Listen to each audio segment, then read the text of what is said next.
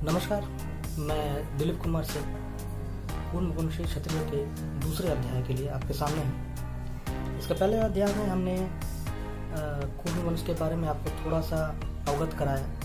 आज थोड़ा और उससे आगे बढ़ें। आप सभी को हाथ जोड़ के प्रणाम, सभी कुर्मवंशी भाइयों बहनों को। चर्चा अगर कुर्मवंश की है तो हम लोगों ने पहले अध्याय में कुर्मवंश के बारे में थोड़ा सा जानने की कोशिश की, जिससे कम से कम कुर्मवंश का कुछ इतिहास हमारे सामने प्रस्तुत होता है। आज अगर देखा जाए तो कुर्मवंश में अगर मैं कूर्म को समझूं तो कश्यप जो कूर्म है, महाराज कूर्म जो सुमित्र के पुत्र थे, राजर्षि कूर्म चंपावत के महाराज कूर्म स्कंद पुराण में देवी मालिनी के बहुत बड़े भक्त, इनके बारे में चर्चा बहुत कम की गई है। स्कंद पुराण में सह्याद्री खंड उन्हीं पर है। कूर्म शब्द इतना व्यापक है कि पूरे पृथ्वी को ही, पूरी धरती को ही कूर्म कहा गया है। ये भी चीज एक जानने वाली बातें हैं जिसको लोग समझते नहीं हैं। पृथ्वी को भी कूर्म कह दिया गया है, कूर्म शब्द की व्यापकता के कारण। भगवान विष्णु का कूर्म अवतार भी हुआ, इसे कछुआ भी कहा जाते हैं, कहते हैं। बहुत सारे जो पोंगा पंडित हैं वो कूर्म कहने पे आपको वही कछुआ ही बताएंगे, लेकिन असलियत वो आपको बताना नहीं चाहेंगे, क्योंकि अगर असलियत आपको बता दिए तो भाई आप अपने आप को ही श्रेष्ठ समझने लगेंगे। तो अपनी श्रेष्ठता बरकरार रखने के लिए आपको गलत भ्रांतियां में हमेशा रखते हैं। खैर,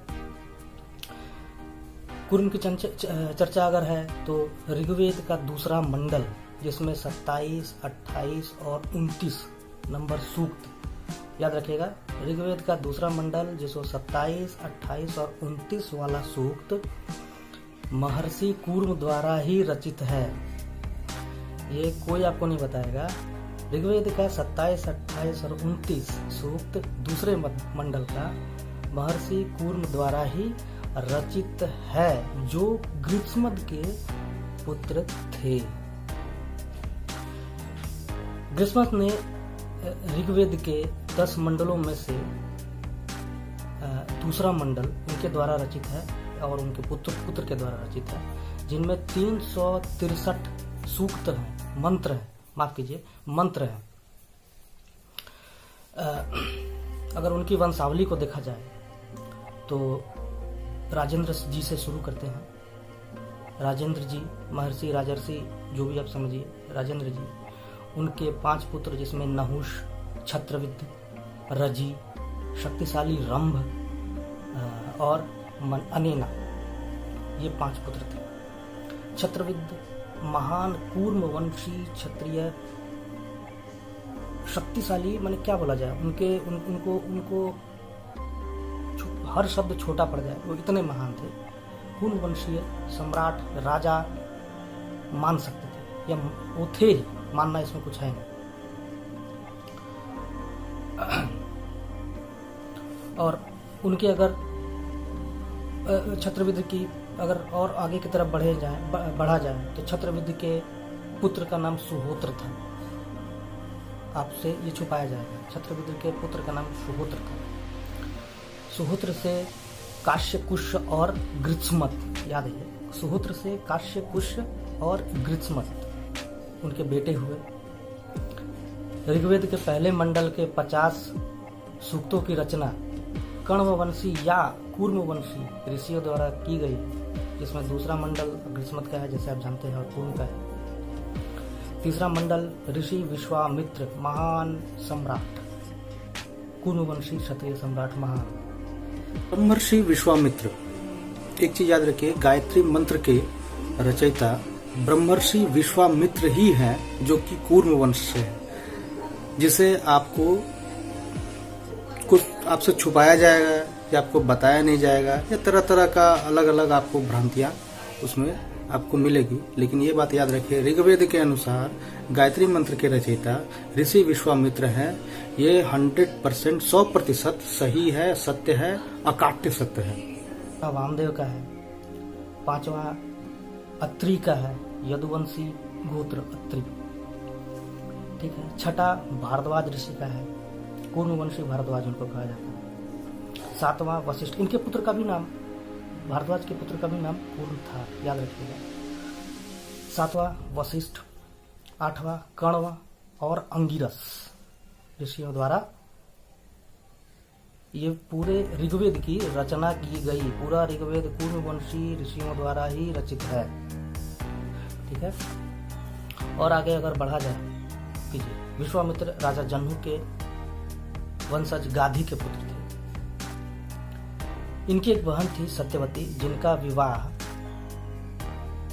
ऋचिक से हुआ था, जो जमदाग्नि के पिता थे। वही जमदाग्नि जिनके पुत्र का नाम परशुराम था, जिन्होंने है वंश क्षत्रियों का विनाश किया, जिसको बोला जाता है हम लोग 21 बार क्षत्रिय विहीन है। एक्चुअली 21 बार क्षत्रिय विहीन उन्होंने अकेले नहीं किया था, अन्य राजाओं के साथ मिलकर उन्होंने सिर्फ और सिर्फ है वंश को खत्म किया था, जो कि अहंकार से ग्रसित हो गए थे। अब यहाँ पे एक चीज ध्यान दीजिएगा, ग्रीष्मत के बहन का नाम सत्यवती, कूर्मवंशी, उनकी शादी हुई ऋचिक से, कूर्मवंशी, लेकिन उनके जो बेटे हैं जमदाग्नि, वो ब्राह्मण बन गए। और परशुराम ब्राह्मण कैसे हो गए भाई, सोचने वाली बात है। यहाँ पे मैं किसी विवाद में नहीं जाना चाहता हूँ, लेकिन बाकी मैं आप पे छोड़ता हूँ, आप लोग क्या सोचते हैं इसके बारे में। इसे यह पूरी तरह से प्रमाणित किया जा सकता है ऋग्वेद के द्वारा ही, कूर्मवंशी क्षत्रिय ही राजर्षि थे।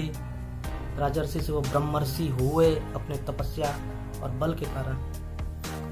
पुरातन में आपको बहुत सारे मिल जाएंगे, सारे लगभग ऋषि कूर्म वंश से ही ताल्लुक रखते। कोई यहाँ पे ब्राह्मण शब्द का कोई कहीं उल्लेख नहीं है, लेकिन कूर्म वंश आपको हर जगह मिलेगा, ठीक है। और नीचे की तरफ अगर आए आधुनिक युग में, तो आप आधुनिक युग में सबको ही जानते हैं, अवधिया क्षत्रिय ब्रह्मर्षि। मैं फिर बोलूंगा, अवधिया क्षत्रिय ब्रह्मर्षि देवराहा बाबा को कौन नहीं जानता, जो देवरिया जिले से थे, हर कोई जानता है, लेकिन उनको बहुत कम ही लोग जानते हैं कि वो अवधिया क्षत्रिय थे, ठीक है।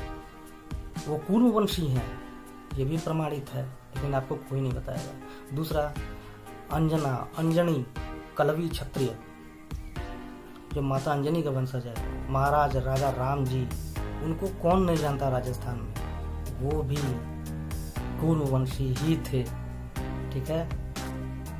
और आगे क्या बताऊं, आप सभी को मैं यहीं पे इस दूसरे अध्याय को समाप्त करना चाहूँगा, ठीक है। आने वाले समय में हम अपना तीसरा अध्याय जरूर लेके आएंगे। आपका सभी का अभिनंदन। जय भवानी, जय महाकाल, जय कूर्मवंश क्षत्रिय, जय विशाल। धन्यवाद।